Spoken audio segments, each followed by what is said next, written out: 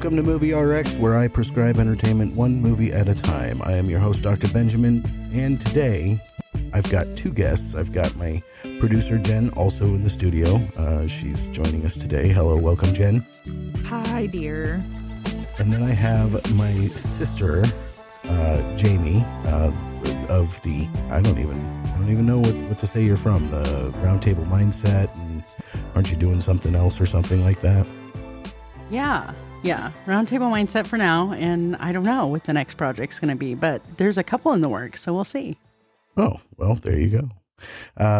My two guests today, I brought them on specifically because they have a little bit more of a handle on the movie that we're discussing today than I do. I've only experienced a part of what this movie is called. Today we're talking about Netflix's original Marriage Story. I've been married. Thank you, Jen. You're welcome. For a few months, anyway. I'll take them for now. As much as this is called Marriage Story, this story doesn't really seem to be about being married as much as it is about getting divorced. So, which, I mean, I guess in some cases that's a part of being married. 50%, I think, is like. I'm sure I it's think grown. is the going rate. Yeah. So yeah. Basic movie info on this movie. Netflix original, released in 2019. Written and directed by Noah Baumbach. Stars Adam Driver, Scarlett Johansson, and Julia Greer.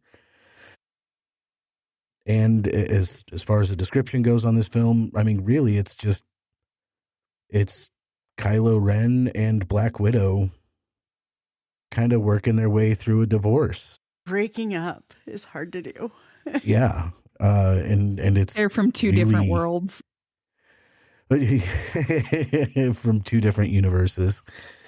But yeah, I mean, we've got Adam Driver, who's playing this brilliant playwright in New York.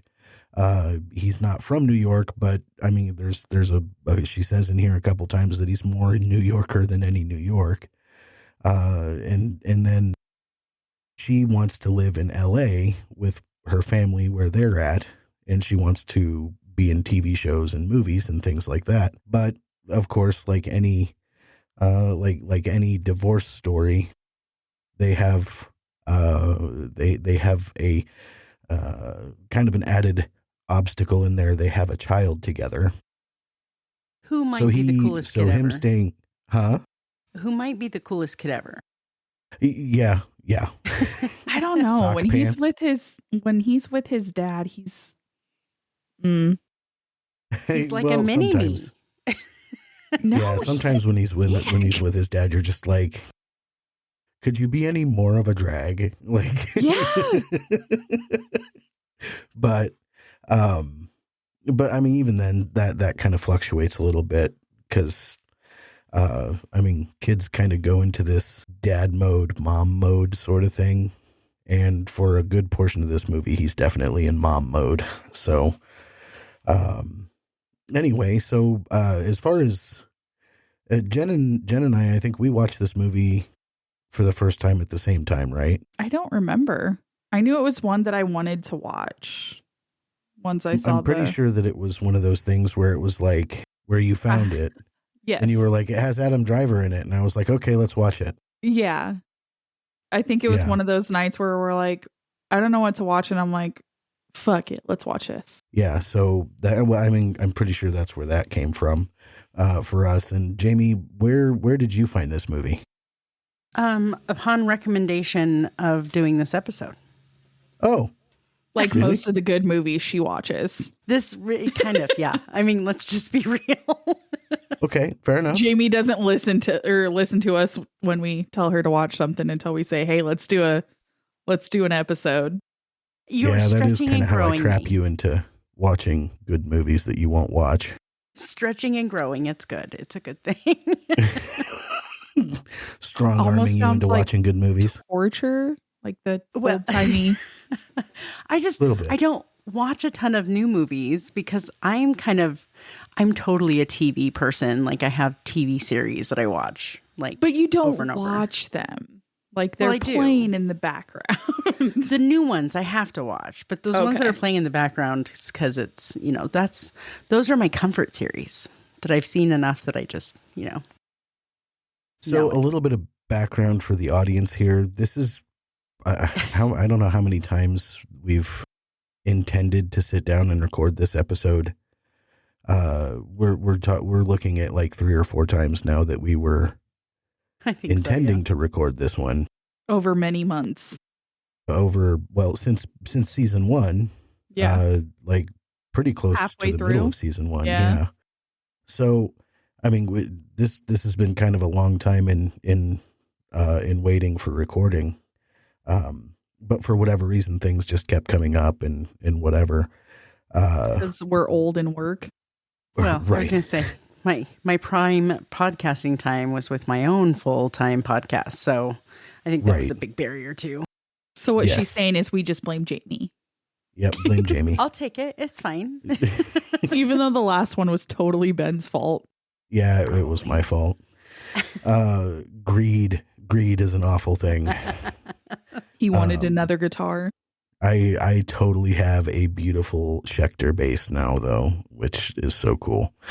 Now, with this movie, part of the reason why I wanted you guys on it is because this is something that you guys have experienced a little bit more than me. Because of how many times that we were supposed to record this, I have viewed this movie probably 4 or 5 times in the last 9 months or so.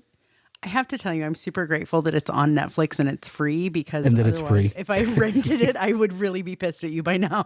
Right. Which is one of the reasons why this I might as well really just buy it. Movie. Everybody has Netflix. Everybody has Netflix. So like, yeah, go watch this movie. It's great. But like with having to watch it so many times, like Jen likes this movie, correct? It's one of That's those the movies reaction that I'd get every time I started this movie was, so we're going to be depressed tonight. Okay. Jen likes this movie, right? It's one of those movies that honestly, like once we start it, I don't know if it's going to be a time where I can get all the way through the movie or if it's going to be one of those times where I just start bawling, just kind of seeing and remembering. And yeah, like it because when you know the story and you go into it, it almost becomes a thing that you're just like, now I have to relive all of these moments where these actors, Adam Driver and Scarlett Johansson in this movie do such a great job. Their ability to portray small emotions and large emotions in a small way and all of that stuff in this movie is just absolutely phenomenal. From a technical aspect, I don't know that the acting could have been any better in this movie than it already is. And the writing, I mean, the writing could have had all of that emotion in it, and it still would have been absent without the right actors. And they did a great job casting people. But see, that's why I get excited when I watch this movie. Not as excited. I hate Scarlett Johansson in everything I've ever seen her in. Until this movie. Yes, she's not my favorite. I don't know why. It's the opposite for me. I like her in other movies. I fucking want to throat punch her in this movie so many times. I have some thoughts about that too, because I watched it again today before we recorded, because why not, watch a movie 6 or 7 times before you actually get to, do the project. But, today I felt a lot different about her than I did the last time I watched the movie. So I'm interested to hear. Oh yeah. Yeah. Like her character. Okay. Well, why don't we start with that? So the basis of this argument here, we start off with they're ending their show in New York, and they're looking at taking it to Broadway, except that they're going to be doing it without Nicole because she's moving back to California, and she's taking their son with her, Henry. Well, Charlie intends on, letting her go to California for a while, but expects her to come back. They start talking about a divorce, and she's sneaky as shit. Well, they agree on no lawyers. Like, yes. They agree on a mediator. They agree that there's no lawyers. And like, this mediator has them write down these lists of things that they like about each other. And that is truly how the movie opens, is that each of them are reading from this list of things that they've written about each other. And there's a nice little montage that goes with it and everything. But in the office, Nicole is refusing to read her list because she doesn't like what she wrote. And Charlie, I like what I wrote. I'd be willing to do it. I like what I wrote.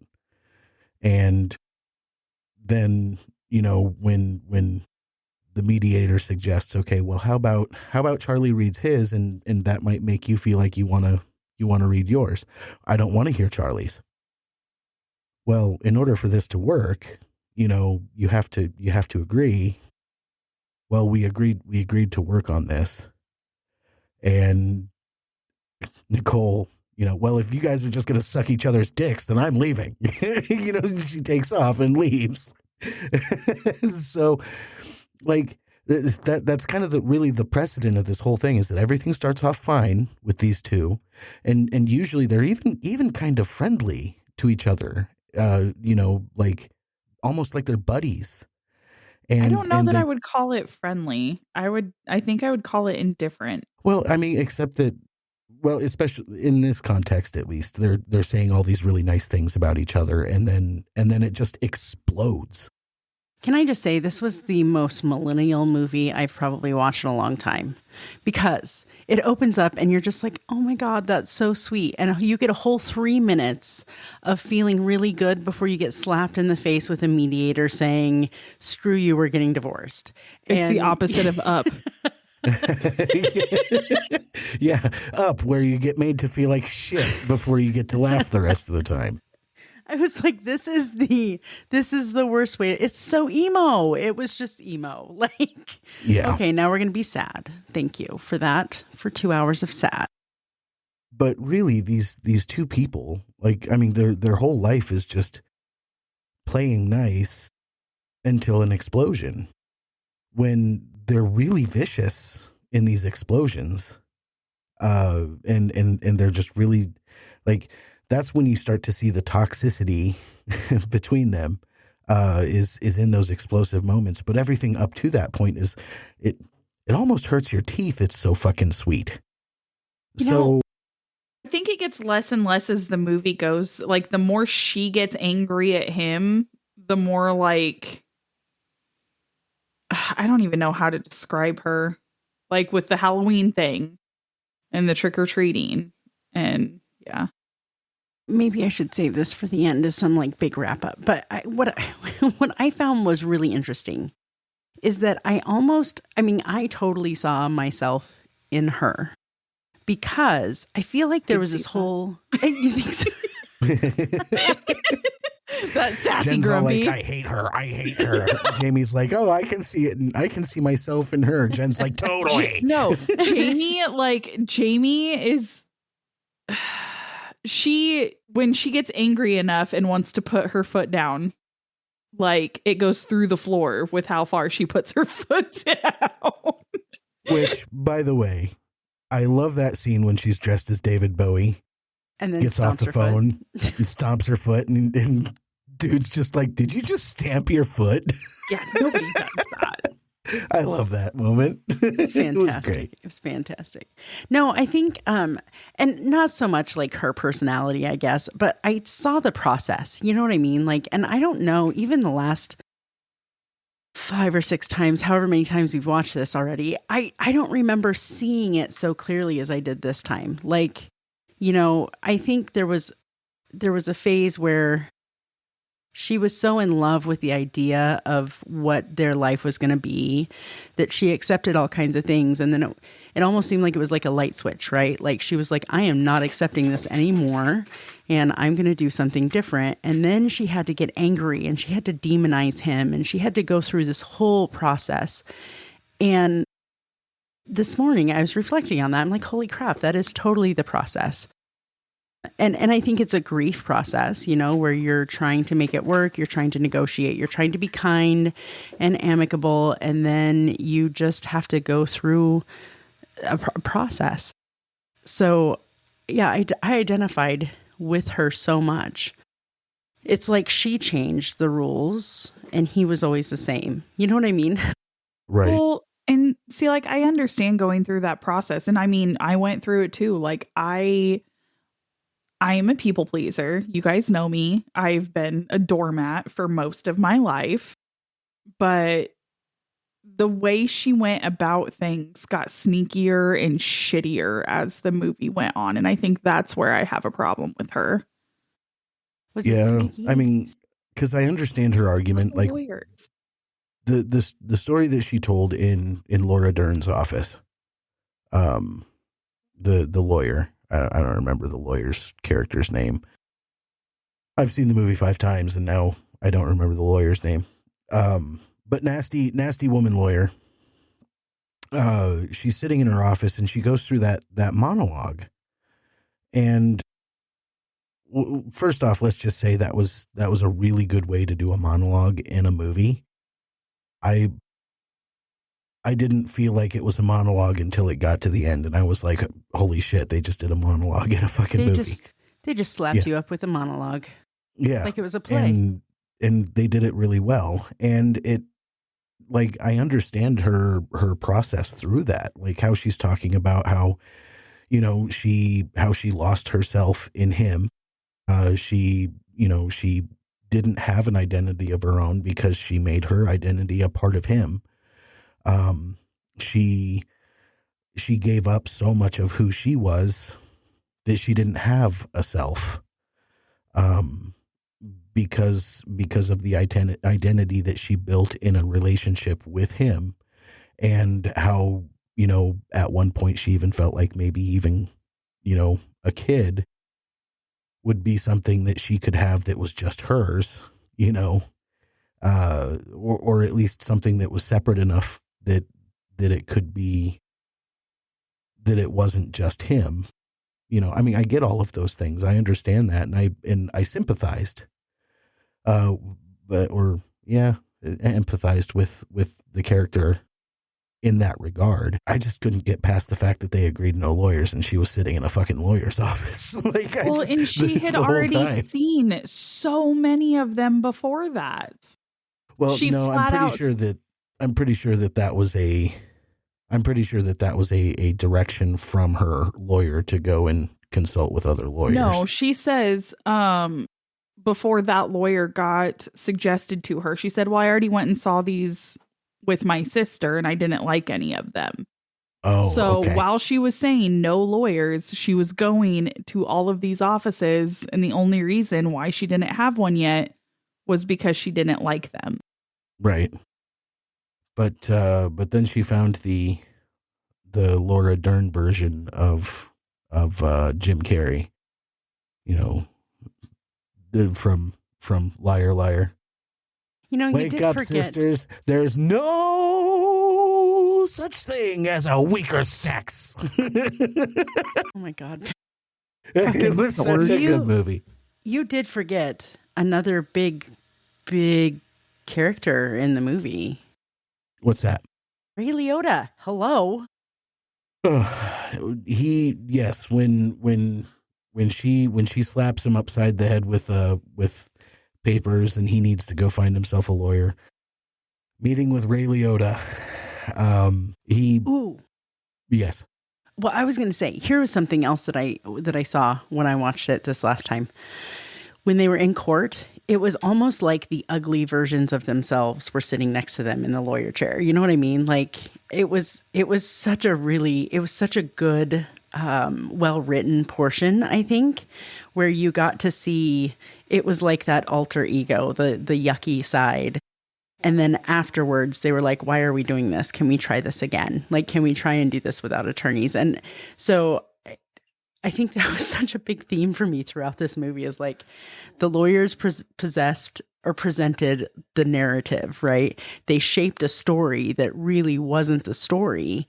And each of them kind of bought into that throughout the process. And that was really kind of sad, because it's like they forgot who the other really was. You know what I mean?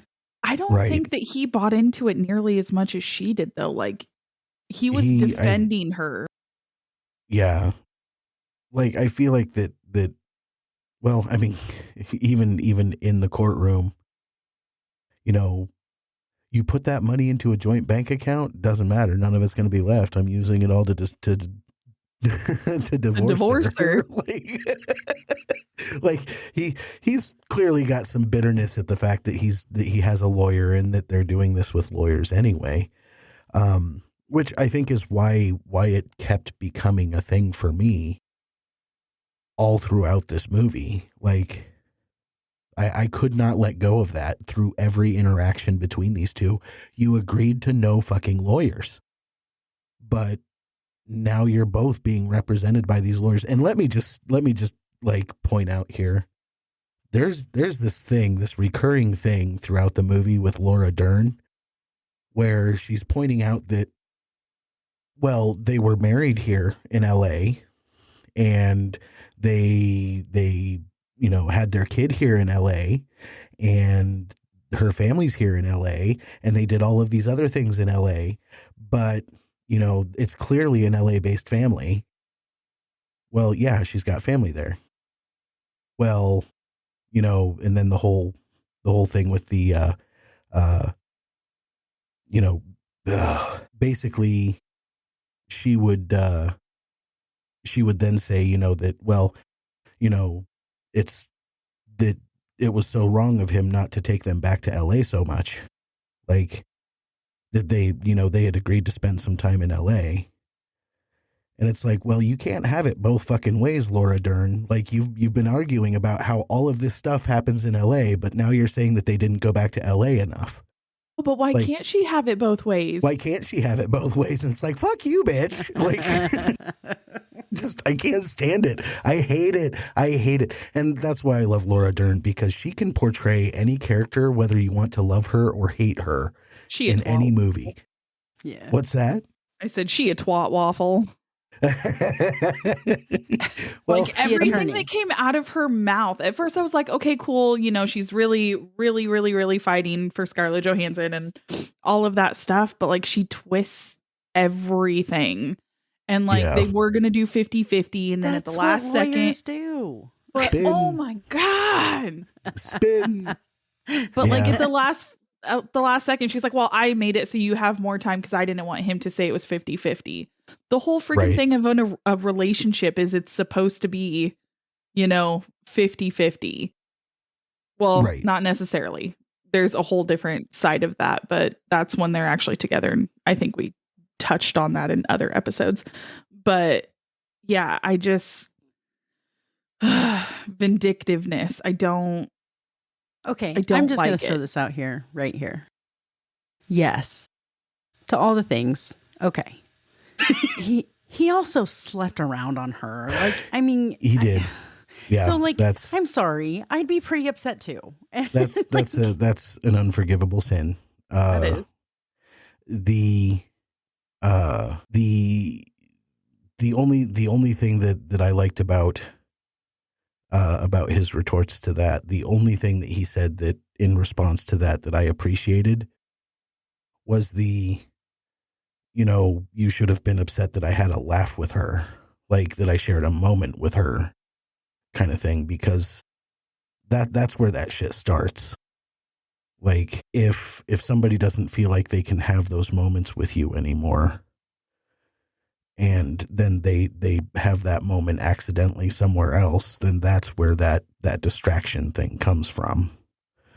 And so I appreciated the message that he had in that, not saying that it's okay by any means, but I mean, but he makes a fair point. Like if you're not going to laugh with me and somebody else laughs with me, that's what you should be upset about.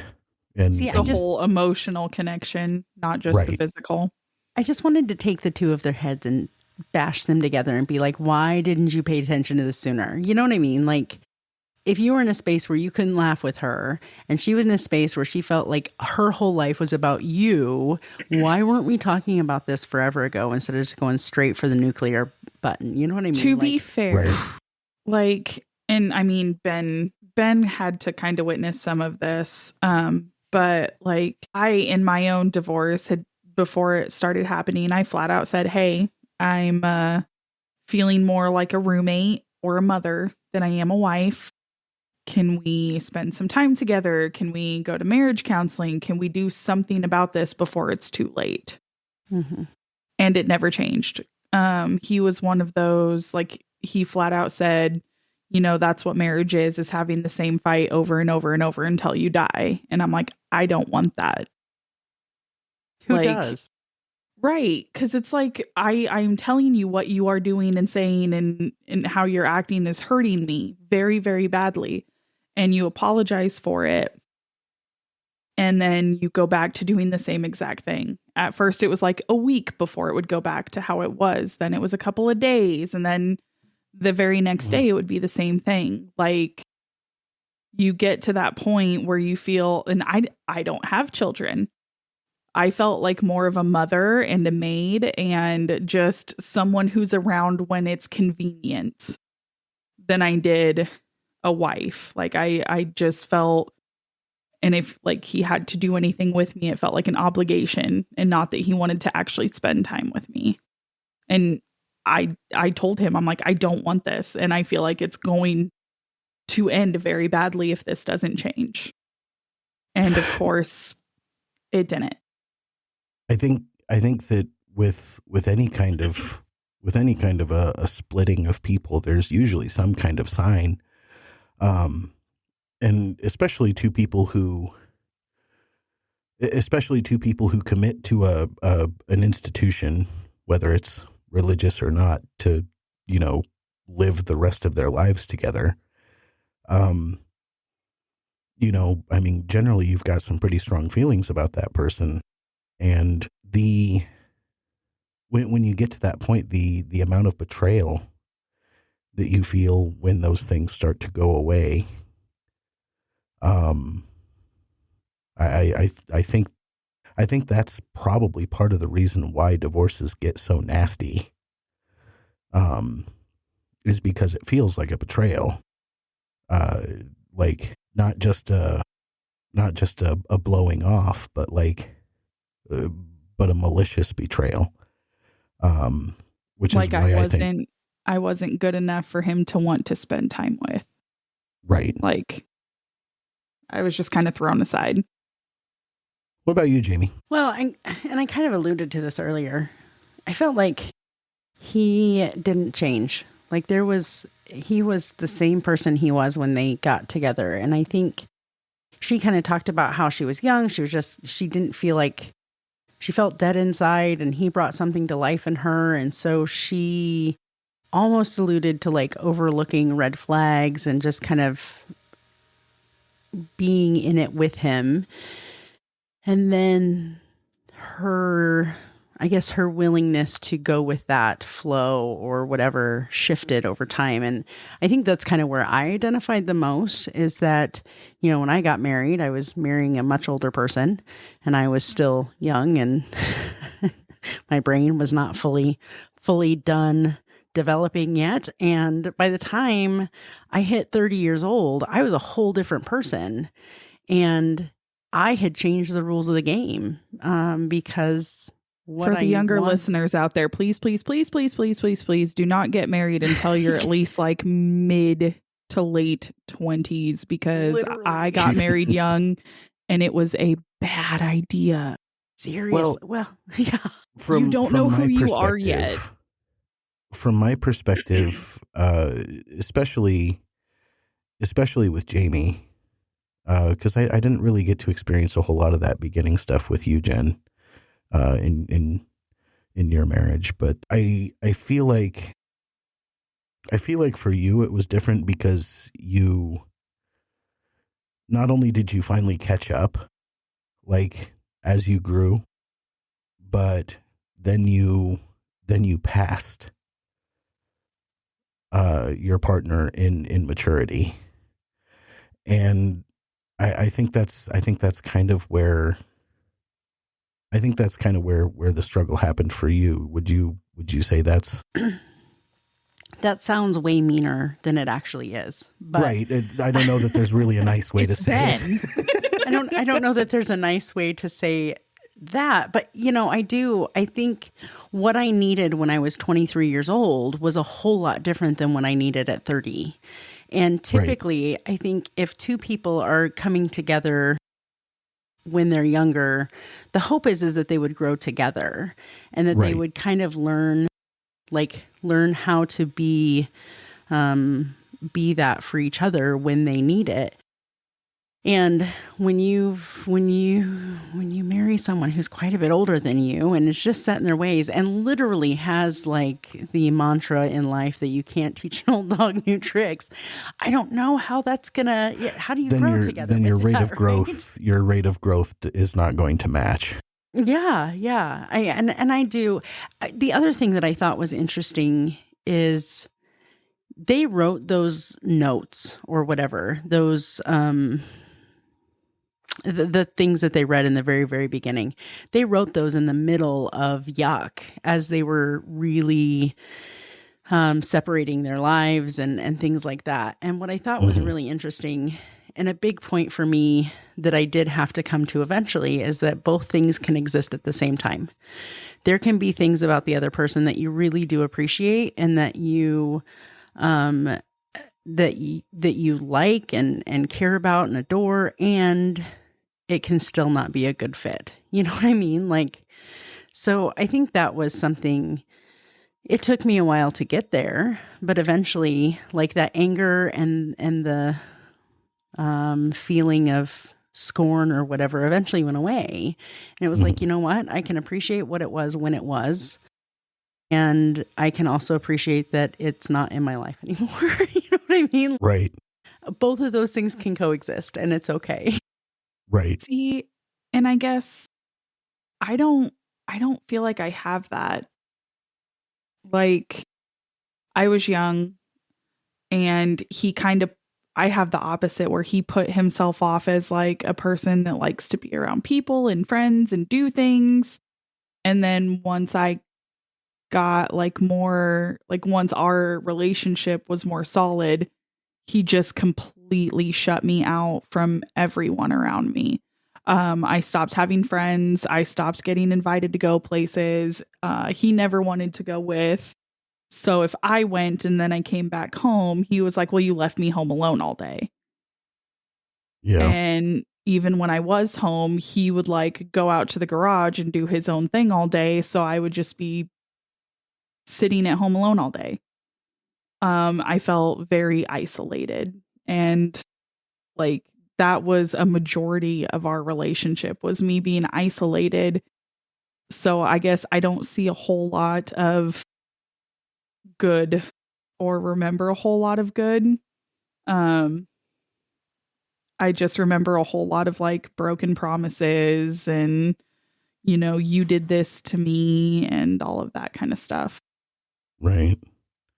Well, and I mean, this isn't universal.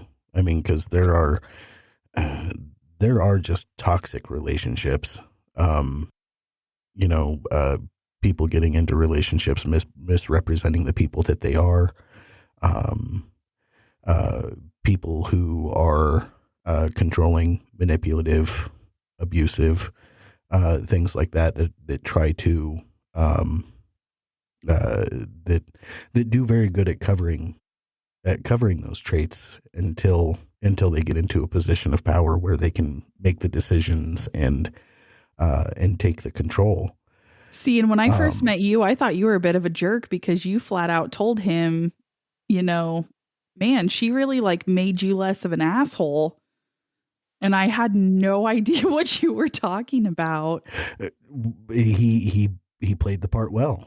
Like I'm a married guy now, and I don't treat people like a dick like I used to, and it just evolved into talking shit about people when they weren't there, rather than just being an asshole to their face. It's not also discount. I think that circumstances change too when you talk about things like mental health or substance use or domestic violence or domestic abuse. I mean, there's some other elements I think that change things, and I didn't see any of that in their story. But I do think that can really shift the landscape in a relationship super fast. Definitely. Yeah. So I think that those are spaces where it's probably a lot harder to say, this existed in my life for a reason, and I learned something from it, and I grew through it, or, the things can exist at the same time. I think that changes when you bring in things like domestic abuse or mental health challenges or, right. addiction. Yeah. No, I think that's right on. I think that's hitting the nail right on the head. This I don't think was one of those malicious situations. I think it was two people who, I think it was two people who had a similar vision of the life they wanted, but as they grew apart. Well, which is super common. And watching this movie today, I don't know if you read my notes that I added today, because I did add some notes. I almost wonder if Charlie is like super high functioning autistic.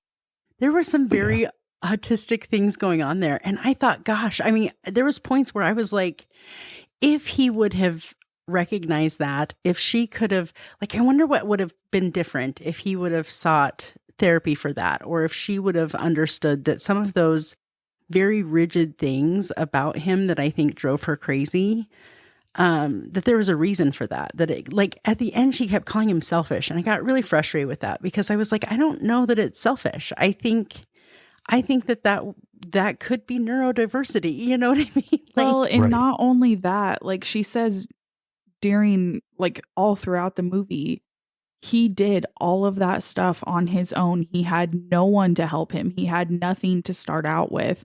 And like, when you come from a place of nothing and you build yourself up to where you, like, where he was, like, it's hard to let go of any of that control because you're so scared of going back to nothing. So I think a lot of that also had to do with the fact that he was self-made and he had to work his ass off to get to where he was. He was scared to trust someone enough to let them take some of that. Yeah, that's kind of where I was at with it. I don't doubt the autism thing at all. Because they even talk about how autism is a lot of the time a border with genius, Well, and she called him a genius a couple of times in this film, like where when he got the a grant. MacArthur grant. Yeah, exactly. I was like yeah. So, I mean, the autism thing, I don't think is terribly far out of the realm of possibility. But I do think that is also huge too. That he came from nothing somewhere in Illinois or Indiana or whatever, and moved to New York, became a New Yorker, and got on the cover of Time Out magazine. Just all these huge things. He becomes a hot shit lawyer or a hot shit director, and now he doesn't want to give it up. And I think it without like sounding like I'm insulting the shit out of Nicole, like that is him. He is the director, and she's not a part of that success aside from being in his shows. He knows that her being a part of his shows is important. He says himself, she's my favorite actress, you know. But he did that himself. And I wonder if that becomes a bitterness thing on her part, where like I gave up this possible lucrative career as a movie actress. I mean, starting off showing her tits in some teenage movie, but she could have gone into some bigger, better movies. And then he ends up taking the spotlight as the director, and her name, the importance of her name on the marquee maybe just didn't feel like it was so important anymore. Yeah, I don't know. There's so many things between these two that I don't think was really delved into too much to show why they kind of separated in their paths. Because most of the stuff that we hear about is just, it's the circumstantial bullshit that you hear about in any divorce, the normal regular stuff like, well, I don't want to live there. I want to live here. Well, I don't want to live there. I'm staying here. And, well, we always agreed to be here. Well, we're not going there. Why? Because I said so. And, who are you to say so? And it just. Don't you think, though? I feel like those are all things that are absolutely able to be ignored and overcome if you choose to. You know what I mean? Well, he couldn't really just up and move. He had a whole friggin' studio there. Like, he had a business there with all of these employees that depended on him. You can do shows and movies anywhere, and they're only for the amount of time that the movie or show is being filmed. Mm-hmm. I absolutely. But I also think, I think that there is a time where, and this is, I think, healthy relationships. There's times where we all bend, right? Like sometimes I bend a little more than he bends, and sometimes he bends a little more than I bend. I think the key is being able to know and trust that when it's your time, the bending will happen for you too. There's nothing, I don't see anything in their relationship that wasn't overcomable if they chose to. But we also have the ability to say, you know what, I can't, I'm not bending anymore. And I will say that when I was married, the first we time, lived, because you're married now. Well, you know what I mean. When I was married the first time, we lived in a triplex, and it wasn't a great house. It wasn't a great neighborhood. It was we had a guy downstairs that was just a complete alcoholic mess, and I just didn't want to be there anymore. And I had asked for years and years and years, can we please not re-up our lease? Can we please go somewhere else? Please, I don't like being in the middle of both of our families where we have to pick and decide which family we go to see. And then it only happens like once every 3 months that we even get time to go see either side of the family. Like, can we just live closer to one? And then when we have time off, we can go see the other family. I didn't even care which one at that point, but it was always just, no, maybe next year. No, maybe next year.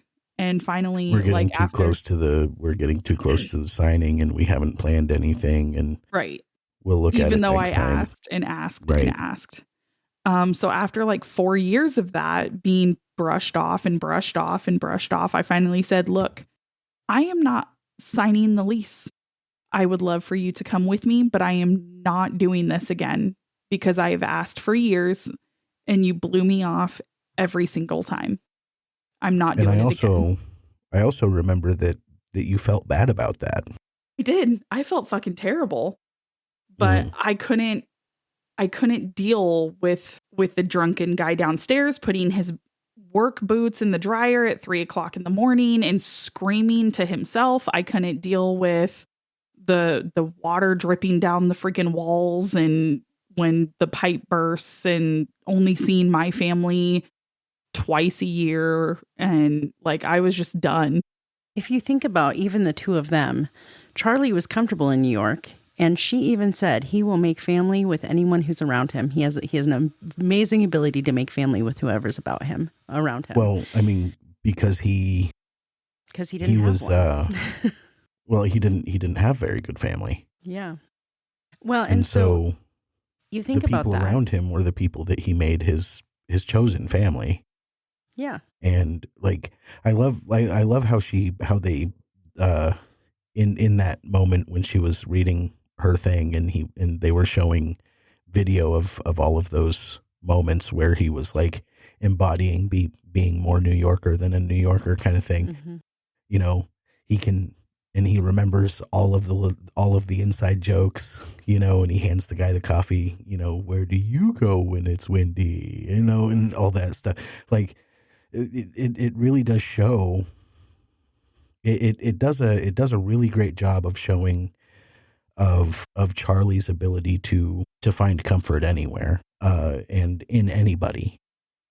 And in contrast, Cole was very connected to her family. She had an amazing relationship with her mom and her sister. And so I imagine that must be a really difficult space to be in, where, you know, he's fine not having any of that support system that, you know, because he didn't have one. He left his to go to New York, and she left hers to be with him. And that would be a really difficult space to be in too, I think. Yeah. But another angle to this that I was not expecting when I watched it today, is how much her mom in all of this breakup. I loved how her mom was like, but we love Charlie. I don't care. He's still part of the family, and she's still like having lunch with her daughter's ex and all of this. And, you know, it really made me reflect on, as a parent with grown children now, how attached I have become and how hard those breakups are for me. Like, you know, right. And she's like, Mom, I need your support. Like, you have to be on my side. And I need you to hate him. Yeah. And real recently, I was in that space with my daughter. And that was so hard because I really had grown to care about her significant other that she was breaking up with. And she got so mad at me because I just couldn't be mad at him. You know what I mean? Like, I didn't have any ill will. I don't. And I absolutely respect. You also weren't going to lunch with him once a week. I was not. And I have not reached out and had, you know, any contact at all. But at the same time, like she needed to demonize him and I didn't. You know what I mean? Like it's okay. You go through that process. And I even explained that to her. You can see that with the rest of the family. Like his sister or her sister was, you know, going for a part, and him being a director, who better to consult with about, you know, what you're doing going into a new project than a director? Right. You know, and so they're in the kitchen, you know, "Oi, missus," you know, doing all the British accents and everything. "Oh, you want a cup of tea, do you?" Thing. Yeah. And like they genuinely enjoy their time with each other. Mm-hmm. And God, how frustrating would that have been? Like, for her to walk in and see her sister and her soon-to-be ex-husband, like, laughing it up like it's just, you know, like it's just another holiday gathering, you know? Well, I did have some of that, but like, my ex wasn't super close to my family. Like, he went to most family get-togethers, yes, and we were together for a long time, but it's not like they hung out outside of me. And then I found out during the divorce, there were text messages and meetings and stuff like that. And it did piss me off. Right. Because they did not have a relationship outside of me until it was the end. Yeah. Yeah. See, and that feels a little more malicious. That feels like it's more hurtful when there's the absence of that comfort, that familiarity. And then because then that goes from, I need you to be on my side and I need you to hate them. It goes from that to feeling like you're being betrayed by your family. Mm-hmm. Well, and like, it was just the fact that my ex basically told, like, I'm pretty sure in some words may not be exactly the same, obviously, because it's been forever, but he basically said that all of my family were worthless pieces of shit and like badmouth them. And then he was Suddenly friends with them. Yeah. Yeah. So yeah, he was calling them, trash and all of this stuff. And then saying all this shit behind my back. See, and I feel like that was really different with Charlie and Nicole and her family because he really loved her family. Well, yeah. And even talked about that over and over again, like how he really loved her family. And I think that's another point that kind of came through in this movie and just reflected for me is how it doesn't just affect the couple, the nuclear family, right? Like it doesn't affect just her and him and the babies. It also affects the bigger family. And although, I talked about my daughter's breakup, but, she's with somebody who's amazing now. And I'm excited to get to know him and bring him in as part of our family too. You know what I mean? And I think poor kid, we're all crazy. He seems to embrace it. It's fine. But, it's funny how, I don't know. I just always feel like the table's big enough for everybody. It's fine. You know what I mean? Like it doesn't have to be ugly. And I hope that, I think Hannah's over it now, but right. I just, that's who I raised her to be too. And so I hope someday that she'll understand why it's like, it's fine. It's fine. It wasn't a match. We can all move on and just know that it just wasn't a match and we can do something different. And it's okay. And at that age, you are at her age, you are definitely in that part of your life where you are trying to figure out who you are. You're trying to figure out what you want. And that was the age where I got married and it was not a good time. Because you become kind of hard to figure out who you are when you're with somebody else. Yeah.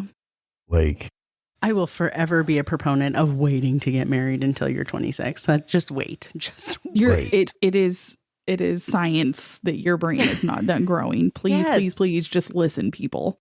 Although I probably would be as annoyed as my kids seem to be when I tell them that over and over again. Yeah, mom, shut up. Like I get it. But it's, I think that particularly for me was the big issue. And I also wonder, I think it would also be difficult for two young people to get married so young because if you're not really careful and intentional about making sure that you grow and make those changes and make those concessions and understand, like grow a new understanding of one another, it would be really easy to just wake up one day and realize, I don't even know who this person is. Like, why did I marry them? Right? I can easily say I would probably make a different choice. And I can say this because I adopted my kids. I would make a different choice. I don't know if I could go back and do it over again because I could still adopt my babies and still have my kids. I would make a different choice. I would have, if I would have known what I know now. And I learned from it. I grew from it. There are parts of me that would not be where I'm at now if it wasn't for that experience too. So it's such a, catch-22, I think. But I think one of the things that I did appreciate about this movie is Okay, I don't know if I appreciate it or not, because it wasn't like a happy ending, and that kind of sucks. Like, if I'm going to spend the time spending 2 hours of my life on a movie, give me a happy ending. It was That's like not how the world works, Jamie. Well, that's why I watch movies, right? But this was supposed to be a real movie. Let me have reality for 2 hours. It's fine. I can make that my reality. But it was like a happy-ish ending. You know what I mean? Like, it wasn't. I would have loved for them to. I think that you're seeing happiness where if you really sat in his shoes, it changes. He's like literally Jen alone. really pointed this out for me last night, or the night before last, when we watched this again.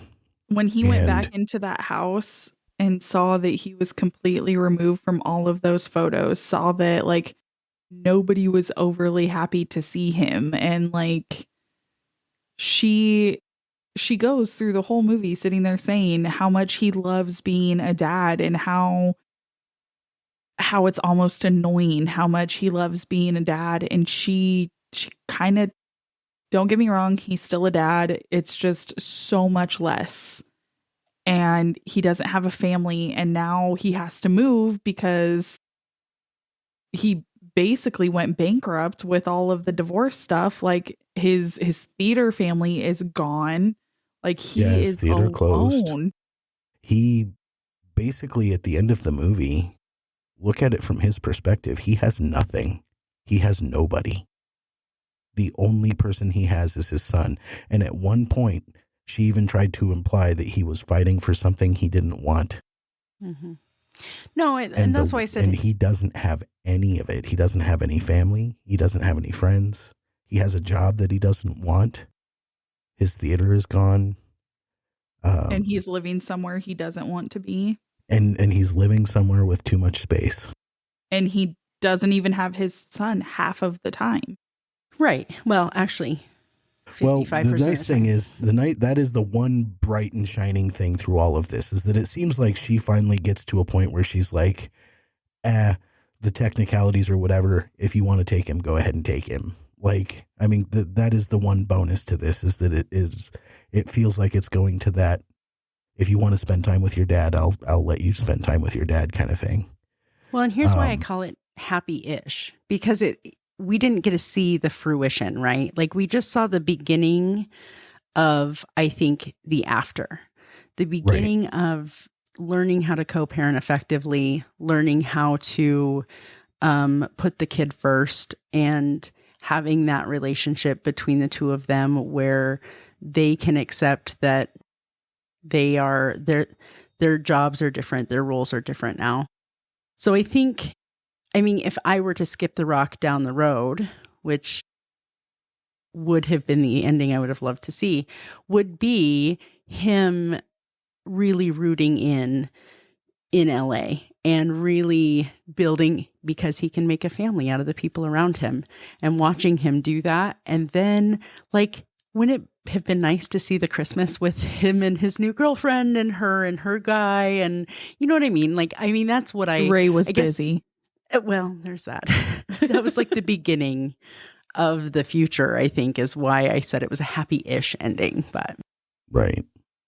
Now, I do have one clip that I wanted to do from this movie, and it has everything to do with the fact that it's I'm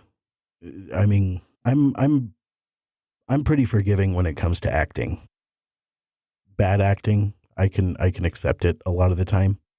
What I'm really bad at is accepting great acting. And like I had said in the beginning of this movie, the actors that they picked in this movie were absolutely spot on. I would even go so far as to say that the best moment in acting I have ever witnessed recorded was in this movie. Delivered more by Adam Driver, with a great support from Scarlett Johansson. And it's It's this scene here. Wow. That is just mind-blowing. Who hasn't been in that moment before? Cinematically, yes, that was incredible. It was an incredible scene. The entire fight was just like, it broke me every time I saw it. Even today after seeing it 4 or 5 times, it's like, all of those, you just want to hit someone until they hurt as bad as you. You know what I mean? Like, and that's exactly what that was. It was just so raw and so real. And that to me really exemplified that piece that I was talking about, where you just have to be mad and you just have to hate a little bit. And I think that for me, that was definitely part of the healing process, was to get to that space where I could say, I did everything I could, and this was it was bad, and I deserve better than that. And then I was able to heal and move past that. But I definitely might not have been a fight like that, but I definitely had those moments, you know what I mean? Where I had to just hate all of the things that had hurt me so bad in order to move forward through it. So that is... It can be hard to watch, just because like that emotion you get from when you're going from, I need to say this, and then you start saying it, and then you realize, I regret saying this already. I definitely went through those. And I try not to say, you know me, I try not to say anything that I know I'm going to regret. And he would just call me these names. And when he found out that those names weren't working, he just started calling me worse ones. Yeah. But in the movie, he at least apologized. Like, I never got that apology, so I knew that he meant all of those terrible things that he was saying to me. And he wanted to say it, and he wanted to hurt me. And I think that's really the difference between one kind of divorce and this kind, where when it's just two people who grow apart, I think that when it's coming from toxicity, I think is where you really start to lack that ability to empathize, when, like, even when you're saying the most hateful, awful, loathsome things, that if you don't get to a point where you're saying something like that and start to break down yourself, then there's something wrong with you. Like, I mean, you need to evaluate where you are in life and whether you need to be there. If you can say stuff like that and not hate a part of yourself for saying it, then I think that you're in the wrong place. Well, and I think that's part of why this particular story of divorce is so hard for me, because you can see there's still some mutual respect there. You know what I mean? That there is still some level of care and remembrance of the love that was there. And I do think that that's a portion of what made, like, this was a gut punch. This scene was a gut punch, because it was like, you can see he still wants to fight for her. I think that's part of what's in him, is this anger that, I would do anything and it doesn't feel like any of it matters. And it sucks when you realize you're in a relationship that doesn't have that, that there isn't the mutual respect, that there isn't some ability to, you only fight like that when it really matters. You know what I mean? That's right. That's the only time those kind of things happen, is when it really matters. And, I wonder if some of this for him is that it was a surprise, or was he avoiding it? But she was well resolved by the time this happened. She was done. She had already detached. She had already shut down the feelings, and he was still there, thinking it was going to be fixed. And you saw that when she delivered him the divorce papers. You saw that when she was leaving for LA, that it was just temporary. He kind of had his head in the sand a little bit. And I think that, I wonder how often that happens, that one partner is just, I think it was months, it was probably a year that I was slowly just detaching my emotion and my life from him before the straw that broke the camel's back made it happen. You know what I mean?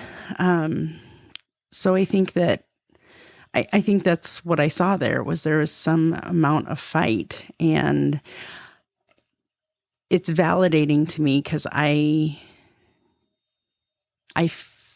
in this instance, I can really identify with him because, you know, it was, there was some deep pain there, and that I wasn't worth the fight. You know what I mean? Like, I almost might have felt better if there had been that huge explosion, because then at least there would be like some reason for it all. But yeah, that was a gut punch, that scene, for sure. Yes. I don't know, Ben, how much of any of those fights you saw, but like the things that were said are things that obviously I don't have those feeling, like I don't have positive feelings towards him anymore. But I will say that I felt like I was putting way more effort into the relationship from the get-go than he ever did. And even with open communication about that, with it not changing, and then all of the hurtful things that he said and did, honestly, like I could really relate with Charlie there, because some days, like, I feel horrible about it, but some days I really wish something bad just would have happened to him. And then I immediately felt awful for thinking that, but I couldn't be there anymore. And I mean, I lived in my car basically for a freaking year. My couch. And your couch. Yeah. I loved those weekends. Those were pretty fun. It was rough. I'm curious, Jen, is it for you? Because for me, like, going back and visiting this, I think brings up some of those feelings, but I don't know that I still feel hurt feelings. You know what I mean? Like, I feel like now, and this has been, I mean, let's be real, separated for almost 10 years now. It's apathy. You know what I mean? It's like, I'm not angry. I don't actively, the only frustration that ever comes up for me is around my kids, right? That's the only space that I can really still get some feisty feelings about. Otherwise, it's pretty apathetic at this point. This digs up or picks at something for me, but I don't know. I just wonder if sometimes I wonder if that's healthy. Like, is it healthy just to be like, whatever, it's fine. You know what I mean? Like, am I dead inside or what's the problem? But, and I don't know, maybe it's because I have a future, you know what I mean? Right. Because I'm in a relationship that I feel cared for, I feel partnered with, I feel supported. And I don't know that I ever felt that before. Sustained. I mean, I think there were probably times that I felt all of those things, but it wasn't like a sustained thing. And, you know, I always know that if I'm going to get myself into trouble, I've got my guy behind my back who looks super scary, but is a giant goofy teddy bear. I remember when I first met him and the first time I saw him get angry, I was like, oh shit. But then I got to know him more and I'm like, you're goofy. It's just the Steve. Even when he gets angry now, it's like, tee. It's a steam valve for him. It's a thing. Yeah. But I don't know if that contributes to it too. If I just know that I'm in a safe space now, and I don't know that I felt that before, and that's why it's easier to feel apathetic about it. I'm not sure, but like I said, sometimes I do kind of wonder if I'm just emotionally dead inside or something, but it's whatever. Well, you know? I mean, I have always been kind of a things that are said and done hurt me. And it makes me feel like I'm less of myself. And when I first met him, I was in college and I was doing everything on my own, and I was feeling very accomplished in where I was being. like where I was getting in my life. And then I met him and we started dating, and then I felt less and less and less positive things about myself. And then for him to like supposedly be the one that chose me because he loved me and not because I was family and he had to say and do the things that he did that hurt me so deeply, it made me feel less about myself than I already did. So I think it just kind of hurt more. And then like he secluded me from friends and family that, well, mostly friends that really loved me, and talked very poorly of my family. And so it just, he beat me down, and then he kept me down, and I had to fight really hard and try and remember my boundaries and that I don't need anyone to get to where I want to be. I used to be very independent and I didn't need anyone. I could do all my shit by myself. And he kind of took that away from me. I let him. So it was hard to get back to that place. And like, Smiling. I love Ben to death, and it would suck for him not to be there. But if he showed signs of any of that shit, I know I could do it without him. But he encourages me instead of secludes me and stuff like that. So I'm smiling because I feel like I got like a front row seat to some of that. You know what I mean? Like lots of nights in the garage talking about how you had already been doing those things, but you didn't have the opportunity to even recognize that you were doing those things. So I don't know. I'm just excited that you get to be part of my family now. So yeah, you're kind of stuck with me as long as Ben's okay with me. I was going to say, you share a name with my brother now, so yeah, get away. Mrs. Dr. Benjamin.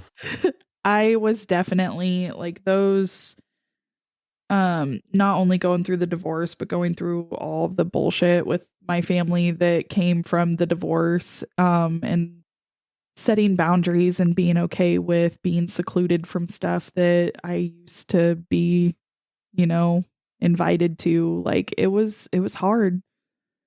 But yeah, I'm definitely glad that I'm not in that relationship anymore. Well, and that's part of the rebuilding process. And that's something that, I mean, I can see this throughout the movie. And that's why I'm not mad at Nicole, because you can see throughout the movie how she is kind of building that up for herself again. She's setting boundaries and she's saying, no, I want this and I'm going to go after this thing that I want. And I can't be mad at her for that, because I think that that's a huge part of the growth and healing from a hard situation that, and she and I did too, pushed all of my boundaries aside and said, no, it's okay. It's okay. I can accept that. I can accept that. I can accept that. Until I couldn't accept that anymore. And what's funny is, you were talking about like the living situation and my ex was insistent on living out in the middle of nowhere all the time. Like everywhere we lived was out in the middle of nowhere. And I am not a country girl, okay? I don't do bugs. I don't do vermin. I don't do any of it. I don't like it. I kind of got that when Ben said he basically like lived with you for a while when he wasn't there. Gosh, it was terrible. Between the scary things in the cornfields and oh God, it was But you had cows for fun. I had cows for fun. And then I had like really angry cows that looked like they wanted to stomp on me. And I was just trying to go on my back door. I don't know. They were just regular cows. They were angsty They weren't Angus. evil cows. They weren't evil cows. Angus. They were nosy neighbors, is my bet. Maybe. But it's funny because now, I mean, and that was the first thing I did. I was like, I am not living out in the middle of nowhere anymore. I'm going to go live in a city where I have neighbors and Walmart is 5 minutes away, right? Like that's the first thing I did. And now there are things about that experience that I miss. You know what I mean? Like, so it's interesting to me how I would have never, ever, ever imagined that I'd get to a space where I would really miss the quiet of the country, or I would miss stargazing in the middle of nowhere because there's no lights. And, you know, I mean, there's things about that life that I miss. I don't know that I miss that life with that person. But I'm glad I have that experience because I know, you know, I can be okay wherever I live. And, you know, not having neighbors for a mile and a half is not always a bad thing. Right. It's all good. I don't know. I've been scared of the country ever since I was a little girl. My dad was watching this one documentary, I think, about this girl that like stayed the night at her friend's house in the country, and somebody broke in and like slit her throat. She had to crawl a mile to the nearest neighbor for help. And like everyone in the house was dead. And I'm like, yep, nope, I'm good. Not country. Ask Ben about all Not of my unless I have fears. like 12 really scary dogs. See, and I just encourage all of those thoughts with my sister, you know, Orson Welles aliens and things like that in the cornfields. And because you're a shit disturber. Yeah. Of course. Sorry. Oh my God. Well, I mean, as far as medicine in this movie goes, I think that really most of it is catharsis. This movie I think would be a good watch for anybody who's gone through it. I mean, it's a good watch for anybody. It's just a good movie. I mean, it is an Academy Award winner. So I don't know, that pocket knife scene. that was a little bit. That was the moment that I was like, I wonder if he's a little neurodivergent. Like, Yeah. I thought he was just going to pass out and end up in the hospital the first time I watched it. Yeah. No, it's fine. It's fine. We're fine. Everything's fine. No, we're good. And he's just got blood dripping all over himself, unlocking the door and helping the lady with her bag and all of that. How did he not pick up on the fact that like she did not want to be that close to him? Yeah, I don't know. Well, autism. I was going to say neurodivergency. Yeah. So yeah, I don't know. Do you guys think there's any other medicinal value besides catharsis in this movie? You know, I the happy-ish ending. I think the fact that there's always life after these big hard things that happen in life, you know, that there's always another chapter to write, you know, that is that kept me in a marriage that was not healthy for a long time, was the fear that there wasn't anything after that, you know, I don't know how I would do this on my own. And, you know, I think that's probably the piece that really sang true for me is, you know, there's always another chapter to write. There's always a new day. There's always a new start.